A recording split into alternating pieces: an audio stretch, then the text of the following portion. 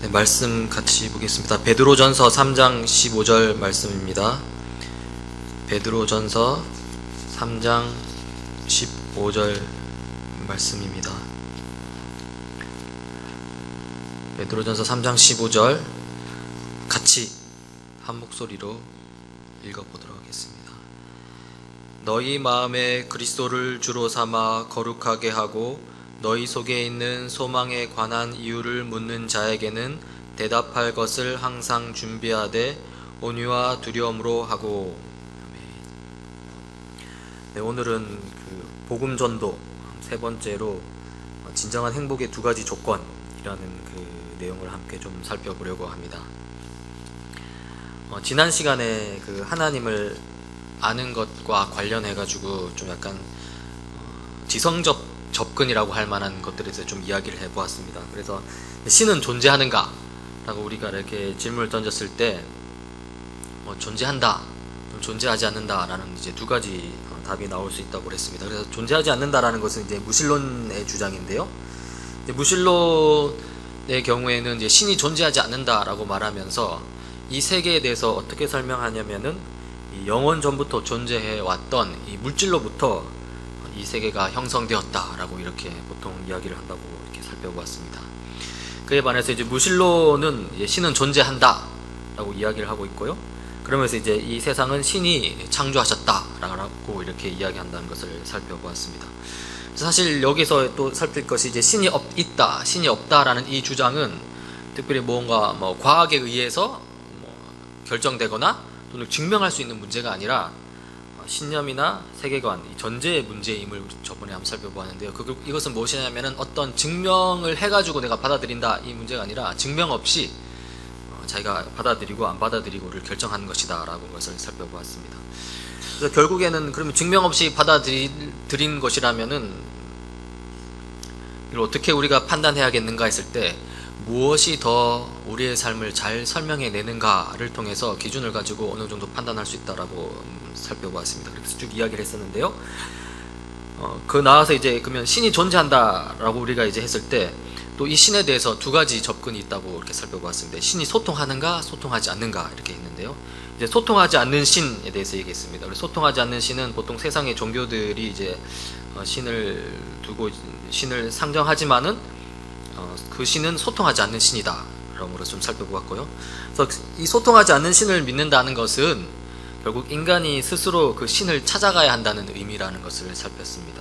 그래서 고행을 하거나 또 여러 가지 방식을 통해서 이제 깨달음을 얻기 위해서 인간적인 여러 가지 노력을 해야 된다는 것이죠. 그렇지만은 그런 방식으로 하나님을 찾기는 굉장히, 신을 찾기는 굉장히 어렵고 성경적인 관점에서는 불가능하다. 우리가 이렇게 이야기를 할 수 있는 것이죠. 그럼 어떻게 신을 우리가 알 수 있는가 했을 때 신이 오셔서 소통을 해야 된다. 그게 바로 기독교입니다. 기독교는 하나님께서 우리와 함께 소통하시길 원하신다라고 이야기하죠. 그래서 인간의 그 한계를 아시는 하나님이 이제 먼저 우리와 소통하시고자 했고 급기야 인간이 되어서 이 땅에 오셨다. 왜 오셨는가? 소통하시기 위해서라는 측면에서 좀 살펴보았습니다. 그래서 하나님은 자신이 누구인지 인간이 알아야 할 만큼만 소통하셨고 그 내용이 성경에 기록되어 있다라는 것이죠. 그래서 성경을 통해서 우리가 하나님을 알 수 있습니다. 근데 여기서 좀 볼게 이제 인간이 알아야 할 만큼만이라고 이야기를 했죠. 사실 이렇게 설명하는 게 적절한 설명이라고 생각합니다. 왜냐하면은 그 이상을 설명해봐도 인간이 다 이해하지 못할 것이기 때문에 그런 것이죠. 그래서 우리가 성경을 통해서 성경에 하나님의 진리가 담겼다라고 말하지만은 우리가 한 가지 착각하지 말아야 될 것은 성경의 하나님이 하나님의 모든 것을 다 설명한다라고는 생각하지 알아야 될 것이죠. 성경은 그 하나님의 그 일부를 우리에게 보여주신 것이죠. 그래서 성경이 하나님의 전부를 가르쳐 주질 않는다. 그렇지만은 성경은 참되다. 그렇기 때문에 우리가 우리 수준에서 하나님을 아는 데서는 충분하다는 것을 우리가 살펴볼 수 있습니다. 그래서 우리가 이제 지성적인 접근해서 이제 하나님에 대해서 우리가 좀 살펴봤는데요. 그러나 우리가 이제 이렇게만 해가지고는 보통 사람들이 하나님을 이렇게 딱 받아들이지 못한 경우가 많이 있습니다. 결국 문제는 뭐냐면 이제 실존적인 접근이라는데 바로 행복의 문제입니다. 행복을 원하지 않는 사람은 하나도 없죠. 이제 뭐 지친 사람들, 외로운 사람들, 이런 모습들이 오늘 현대인의 모습이 아닐까 싶은데, 다들 이런 모습 이면에 행복을 원하는 그런 욕구가 있다는 것을 우리가 알 수 있습니다. 간혹 행복을 원하지 않는 사람이 있는 것 같아 보입니다. 어떠냐면 그 좌절과 무기력 가운데 난 행복에 별로 관심이 없어 라고 말하는 사람들이 있죠. 그렇지만 사실 그런 사람들조차 표면적으로는 행복을 원하지 않는다라고 말하지만은 사실상은 행복을 원하죠. 그들이 행복을 원하지 않는다고 말하는 이유는 행복을 추구해봤자 얻을 수 없을 것 같다라는 그런 어떤 포기, 좌절감 속에서 단지 원하지 않는다라고 말할 뿐이지, 근본적으로 봤을 때는 행복을 누구보다도 더 원합니다. 그래서 사람들은 모두 다 우리가 행복을 원한다라고 말할 수 있는데요. 그럼 이 진정한 행복은 어디에 있는가라고 우리가 한번 질문을 던질 수 있는 것이죠. 그래서 행복을 원하든 또는 좌절과 무기력 속에서 행복을 포기하든 간에 사실상 이 진정한 행복은 하나님에게 있다라는 것이 성경적인 관점입니다. 그런데 세상은 이 하나님을 통해서 행복을 찾지 않죠. 그래서 현대인이 행복을 추구하는 방식에 대해서 4가지 정도로 한번 살펴볼 수 있습니다. 먼저 쾌락과 이제 명예, 권력, 돈, 이런 것들인데요. 이런 세상은 이렇게 속삭이죠. 이런 것이 있다면 이제 행복해질 것이라고 이제 속삭이는데, 사실 여기서 말하는 이 세상은 타락한 세상이라고 할 수 있는 것이죠. 많은 대중매체나 산업 광고를 통해서 쾌락, 명예, 권력, 돈이 있으면, 이것을 가진다면 너는 행복할 것이다 라고 말하죠. 그렇지만은 이것이 우리를 행복하게 해주지 못한다는 것은 우리가 알 수 있습니다. 그렇죠? 그래서 이걸 좀 한번 살펴보려고 하는데요. 먼저 쾌락을 보려고 합니다. 이제 쾌락을 통한 행복했는데, 이제 먹고 마시는 것, 또는 성관계, 듣고 보는 것, 입는 것 등을 통해서 이제 누리는 만족감, 이런 것들을 쾌락이라고 이렇게 볼 수 있겠는데요. 사실 이런 쾌락은 하나님의 계획에 포함된 것이라고 볼 수 있습니다. 그래서 쾌락 추구를 나쁘다라고 말할 수는 없습니다. 사실 또 인간이 이런 즐거움, 쾌락이 없다면 사실 살기는 어렵죠. 우리가 쾌락을 나쁘다라고 말하는 사람들이 많이 있지만은, 결국 그 삶을 돌아보면은 아무도 쾌락을 추구하지 않는 사람은 없습니다. 그래서 이런 쾌락은 사실상 우리에게도 필요하고, 또 그 원래 하나님의 계획 속에서는 선하다라고 우리가 이렇게 대담하게 선포할 수 있는 것이죠. 근데 이 쾌락이 한계를 가집니다. 이제 죄로 말미암은 것인데요. 이 쾌락이 필요하기는 하지만은 이 궁극적인 행복을 가져다 주지는 못한다라고 할 수 있는 것이죠. 쾌락의 남용이라고 이야기했는데요. 이 쾌락이 이제 왜곡되면서 사실 우리가 우리의 필요 이상으로 쾌락을 추구하는 것을 우리가 보게 됩니다. 그래서 점점 더 강력한 쾌락을 추구하게 되는 것인데요. 그렇게 쾌락을 추구하다 보면은 이제 한 인간이 그 인간성마저 잃어버리게 되는 지경에 빠지게 되는 것이죠. 그게 바로 중독 상태에 빠졌을 때 그 인간성을 잃어버린 상태로 이제 쾌락을 추구하는 것을 볼 수 있게 되는데요. 그런 중독 상태에 빠지면은 자기만 망치는 것이 아니라 사실 가족이나 가까운 이웃의 즐거움도 이렇게 망가뜨리는 그런 결과를 보게 됩니다. 그래서 이 쾌락이라는 게 우리가 즐거움을 가져다 주는 것 같지만은, 그것이 우리의 어떤 타락상으로 인해서 계속적으로 점점 더 추구하다가 결국에는 그것으로 인해서 망하는 그런 것을 볼 수 있는 것이죠. 그래서 쾌락은 재미와 편리함 등을 줄 수 있지만, 결국 따지고 보면은 사람을 진정으로 행복하게 해줄 수는 없다라는 것을 우리가 보게 됩니다. 또 쾌락이 이렇게 해서 행복을 주지 못한다는 것을 살폈고요. 두 번째로 이제 명예. 명예를 좀 살펴볼 수 있는데요. 명예는 원래 선하다 이렇게 했습니다.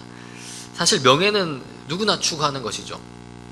그래서 어떻게 생각하기는 명예 그런 거는 좀 인기가 필요한 연예인이나 운동선수, 정치가 이런 사람들이 명예를 추구하는 건 아닌가라고 말할 수 있겠지만, 사실 모두 다 명예를 추구합니다. 이 명예가 뭐냐 했을 때 바로 자신의 존재 가치를 인정받음이라고 할 수 있겠죠. 이런 의미에서 사실 모든 사람은 명예를 추구합니다. 그리고 이 명예는 자기의 역할을 감당하려는 동기가 되는 것이죠. 그래서 사람이 언제 행복하냐 하면은 이런 거죠. 그 사람은 필요한 존재야, 가치 있는 존재야 라는 이런 평가를 받을 때 그 사람은 이제 행복을 느끼게 됩니다. 그러니까 명예가 주어질 때 이제 행복을 느끼게 되는 것이죠. 그런데 이 명예가 정말로 우리에게 참된 행복을 줄 수 있는가라고 했을 때 그렇지 못한 것을 볼 수 있습니다. 왜냐하면 이 명예마저도 왜곡되었기 때문입니다. 이 명예가 오늘날 우리 시대의 명예가 어떻게 됐냐면은 사람의 평가로 제한되었습니다. 왜 사람의 평가로 제한되었냐면은 이제 하나님을 부정하기 때문에 그렇죠. 그래서 하나님에게 인정받기보다는 사람에게 인정받으려고 합니다. 근데 이 사람의 평가라는 것은 사실 굉장히 불완전한 것이죠. 사실 보통 사람들이 보면은 이제 직업을 통해서 명예를 얻기를 원합니다. 보통 세상 사람들이 직업을 통해서 인정받기를 원하고 이제 명예를 얻기를 원하는데, 근데 문제는 뭐냐면은 우리 이 세상 사람들이 직업에 대한 귀천 의식이 있는 것이죠. 어떤 직업은 굉장히 높여주는 반면에 어떤 직업은 굉장히 하대하는 것이죠. 그럼 이런 상황 속에서 충분히 자기 명예가 합당한 명예가 주어지지 못하게 되는 것을 보게 되고요. 거기서 오히려 인정받지 못하고 낭망에 빠지는 것을 볼 수 있게 됩니다. 그래서 이 명예가 타락한 시각에 의해서 왜곡된 것이죠. 온전하게 한 사람을 평가할 수 있는 그 시각을 잃어버렸다는 것이죠. 타락한 사람에게 제한됐을 때 경우 그렇다는 것입니다. 그래서 거짓이 명예로운 것으로 둔갑하고 진실이 불명예로 전락한다. 오늘 타락한 세상 속에서는 이것이 빈번하게 일어납니다. 그래서 이 사람들로부터 주어지는 명예는 우리에게 궁극적으로 행복을 줄 수 없다라는 것을 보게 됩니다. 그러니까 불완전한 행복이죠. 위태위태한 것이죠. 처음에는 엄청나게 뭔가 인정을 받아서 명예를 얻고 행복을 얻는 듯 하지만은 그게 언제 또 변할지 모릅니다. 그래서 명예조차도 행복을 줄 수 없다. 세 번째는 권력입니다. 권력도 원래 선하다라고 볼 수 있는 것이죠. 이제 권력을 이렇게 다스리는 힘 이렇게 볼 수 있는데요. 다른 말로 질서와 평화를 이루는 능력 이렇게 표현해 보았습니다. 그래서 창세기 1장 28절에 보면 말씀이 있는데요. 생육하고 번성하여 땅에 충만하여라. 땅을 정복하여라. 바다의 고기와 공중의 새와 땅 위에서 살아 움직이는 모든 생물을 다스려라 했을 때 이 다스리는 힘을 하나님께서 이 사람에게 주셨죠. 그리고 어쩌면 그것이 어떤 권력이라고 할 수 있겠습니다. 그리고 이런 의미에서라면은 권력은 선한 것이죠. 그리고 계시록 22장 5절에 이제 주님께서 다시 오셨을 때, 그리고 완성된 천국이 이루어졌을 때, 그때 상태를 이제 보여주는데요. 다시는 밤이 없고 등불이나 햇빛이 필요 없습니다. 그것은 주 하나님께서 그들을 비추시기 때문입니다. 그들은 영원 무궁하도록 다스릴 것입니다. 그래서 그들은 신자들을 가리키는 것이죠. 신자들이 하나님 나라에서 천국에서 영원 무궁하도록 다스린다는 것입니다. 진정한 왕은, 만왕의 왕은 하나님이시지만은 그 아래 신자들도 하나님의 형상으로서 이 그 완성된 하나님 나라, 그 세상을 다스리게 된다는 것이죠. 그래서 이런 의미에서 이 권력은, 다스리는 힘은 선하다고 볼 수 있습니다.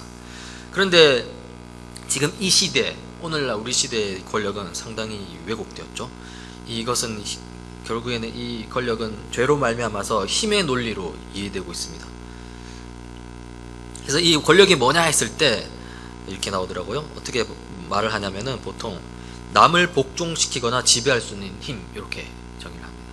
또는 소극적인 측면에서는 남에게 조종되지 않을 정도의 힘 이렇게 말합니다. 그러니까 이게 경쟁 상태를 이제 상정하고 이 권력을 이야기하는 것이죠. 그러니까 바로 우리 타락한 인간사를 상정해서 봤을 때 이 권력이라는 것은 선할 수 없고 오히려 상대방을 조종하려 하고 상대방을 내 것으로 만들려는 그런 어떤 것으로 나타납니다. 그래서 권력 추구와 이제 권력의 타락이라고 말했는데요. 더 많은 힘과 권력을 가지면 그렇죠. 더 안전하다고 느낍니다. 그리고 자신감도 좀 더 생깁니다. 이게 오늘날 우리 시대의 모습이죠. 그래서 그 안전감 때문에, 그리고 어떤 그 자신감 때문에 점점 더 큰 권력을 주게 하게 되는 것이죠. 그리고 이 권력이라는 것이, 권력의 속성이 그냥 어느 정도 딱 얻게 되면 만족하게 되는 것이 아니라 점점 더 크게 원하게 되면서 이제 소위 말하는 절대 권력이라는 것을 이제 추구하고자 합니다. 그리고 다 알다시피, 그리고 절대 권력은 절대 부패한다. 그래서 말하는 것이죠. 그래서 이 결국 큰 권력은 더 큰 권력에 대한 불안과 공포를 부르는 것이죠. 우리 시대가 이런 어떤 죄로 말미암아 타락한 이 시대 속에서 결국 이 권력이 행복을 줄 수 없다라는 것을 우리가 보게 됩니다. 그렇죠? 네 번째로는 돈입니다. 돈도 좀 선하다고 볼 수 있는 것이죠. 돈이라는 것은 일종의 제도라고도 볼 수 있을 것 같은데요. 사람이 만들었다라고 할 수 있는 것 수도 있는데요. 사실 이거는 일반 은총의 측면에서 충분히 선하다라고 그렇게 이야기할 수 있을 것 같습니다. 그래서 뭐 어떤 의미에서는 생활에 편리함을 주는 것이죠. 그래서 사물의 가치를 나타내며 상품의 교환을 매개하고 재산 축적의 대상으로도 사용하는 물건이다. 인데 이런 의미에서 돈이라는 것은 편리함을 준다는 의미에서 뭐 선하다라고 볼 수 있는 것이죠. 또 이 돈이라는 것은 뭐 감사의 표현이 될 수 있습니다.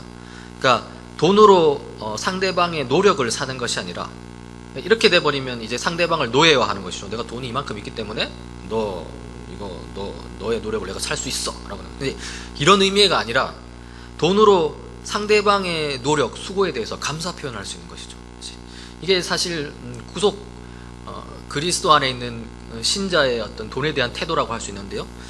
이렇게 감사 표현을 하게 된다면은 상대방의 수고는, 또는 감사 표현을 받는 나의 수고는 상대방을 사랑하는 그런 행위가 되는 것이죠. 그래서 이 돈이라는 것이 구속된 의미에서는, 그러니까 구원받은 돈의 의미는 굉장히 긍정적인 의미로 사용할 수 있는 것이죠. 이렇게. 그렇지만 우리가 사는 세상은 완전한 하나님의 구원을 아직 맛보지 못한 상황이기 때문에 상당히 많이 왜곡되어 있고, 사실 최고 신으로서, 최고 우상으로서 지금 이제 올라와 있는 상황입니다. 그래서 이런 말이 있습니다. 자본주의 사회에서는 돈으로 쾌락, 명예, 권력을 살 수 있다. 그렇죠. 사실 뭐 앞에 쾌락, 명예, 권력 이렇게 막 쭉 이야기했지만 돈이 이 모든 것을 다 지배할 수 있습니다. 뭐 이런 돈에 대한 것들은 사실 우리와 너무 밀접하게 연관이 있는데요. 내가 아파트 평수, 또는 살고 있는 지역이 어딘가, 또는 타고 다니는 승용차가 무엇인가, 또는 다녀온 휴가지 목록은 무엇인가. 요즘에 SNS, 페이스북에 뭐 자기 여행 다녀온 거 막 올리고 막 그런 거 있지 않습니까? 그런 것들 통해서 이제 비교하게 되고 거기서 우월감을 느끼는 것이죠. 거기서 이제 행복감을 누리는 것이 오늘날 우리 시대의 사람들의 모습이라고 할 수 있습니다. 근데 우리가 이렇게 짐을 던질 수 있는 것이죠. 근데 그게 과연 진정한 행복인가? 재벌가 딸의 자살에, 미국에서 옛날에 재벌가 딸이 자살한 아주 유명한 그 뉴스가 있었는데요. 이제 그 소식을 접한 사람들의 반응이 이제 이렇습니다. 어떠면 부족한 게 뭐가 있어서 자살을 했대. 그렇죠? 이렇게 반응하는 것 자체가 벌써 돈만 있으면 행복할 것이라는 이 착각에 빠졌다는 거죠.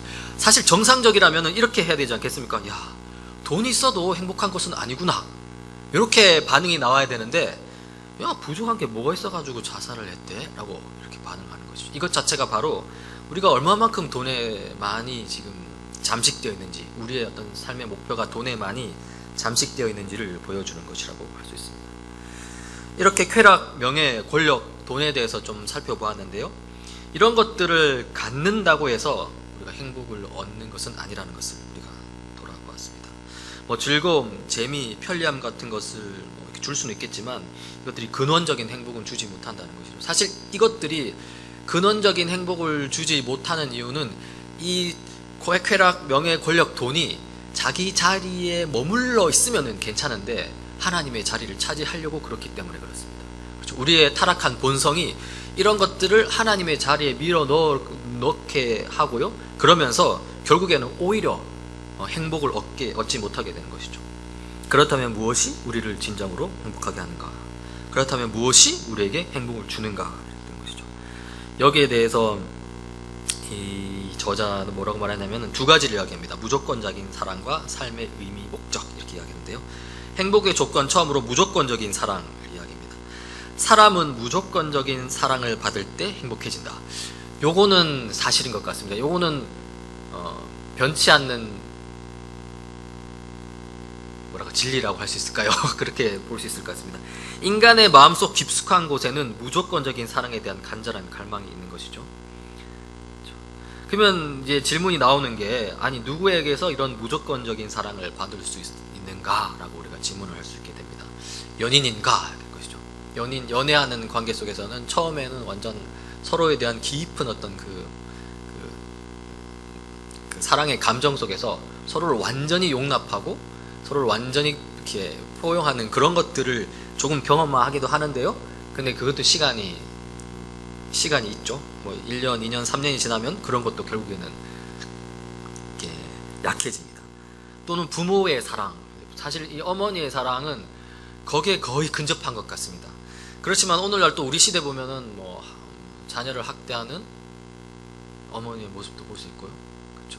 그리고 어머니의 사랑을 받지 못해서 비뚤게 자라서 결국에는 악의 길을 걷는, 부모의 사랑을 받지 못해서 타락한 상황에 길을 그냥 걸어버리는 많은 사람들을 보았을 때 이것 또한 어느 정도 한계가 있다는 것을 보게 됩니다. 그렇죠. 이렇게 인간의 사랑은 언제나 불완전하고 결국 무조건적인 사랑에 대한 갈망을 채우지 못하는 것을 우리가 볼 수 있는 것이죠.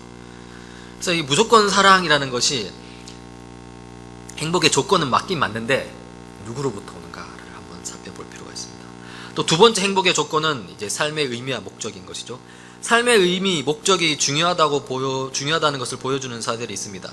사례들이 있는데요. 뭐 일제 때나 또는 독재, 그때 그런 어떤 그 잘못된 권력에 항거하다가 죽임을 당한 사람들, 그렇죠. 이런 사람들을 보면은 삶의 의미, 목적이 얼마나 중요한지를 보여줍니다. 그러니까 이것을 보면은 삶 그 자체보다 이 삶의 의미가 더 중요하다는 것이죠. 그러니까 뭐냐면 삶의 의미, 그 목적을 위해서 지금 삶 그 자체를 이제 포기하는 것이잖아요. 그러니까 삶보다 더 중요한 게 삶의 의미와 목적이라는 것을 볼 수 있습니다. 또는 그리고 행복을 원하지 않는 사람들에 대해서 이야기를 좀 했었는데요. 뭐 좌절이나 무기력에 빠진 사람들에 대해서 그 사람들이 왜 그렇게 되었는가 했을 때 결국에는 삶의 의미와 목적을 잃어버렸기 때문에 거기에 빠졌다라고 우리가 한번 생각해 볼 수 있습니다. 우리에게는 삶의 의미와 목적이 필요합니다. 그래서 내가 이렇게 살아야겠구나, 이렇게 살 때 내 삶이 의미가 있고 내 존재가 가치 있겠구나 라는 그런 어떤 그것을 발견할 때 이제 행복을 얻게 되는 것이죠. 그래서 진정한 삶의 의미와 목적은 어디 있는가라고 했을 때, 그렇죠, 우리는 하나님에 있다는 것을 우리가 압니다. 그렇지만 우리가 사는 세상은 잘못된 삶의 목적을 설정하고 나가고 있는 것이죠. 아까 살펴보았듯이 돈이나 권력, 명예 이런 것들을. 그렇죠. 그러면서 이제 결국 실패하는 것을 볼 수 있는데요. 그럼 무조건적인 사랑과 삶의 의미는 어디에 있는가라고 우리가 한번 질문을 던질 수 있습니다. 그렇죠. 그러면서 우리가 하나님에게 있다라고 이야기하는 것이죠. 하나님이 우리에게 주고 싶어 하시는 것이 바로 이것입니다. 무조건적인 사랑과 삶의 의미, 목적. 예수님의 십자가를 통해서 그 무조건적인 사랑을 보여주셨고요. 또 성경 전체를 통해서 우리 삶의 의미가 무엇인지를 계속 보여주시는데요. 우리에게 정말 필요한 것은 바로 다른 누가 주는 어떤 사랑이나 의미, 목적이 아니라 바로 하나님이 주시는 이 두 가지다. 그리고 이것을 제대로 갖출 때에 쾌락이나 명예, 권력, 돈을 하나님의 자리에 두지 않고 그냥 자기 자리에 딱 둠으로써 우리가 참된 행복의 중요한 수단으로서 이런 것들을 누릴 수 있게 되는 것이죠.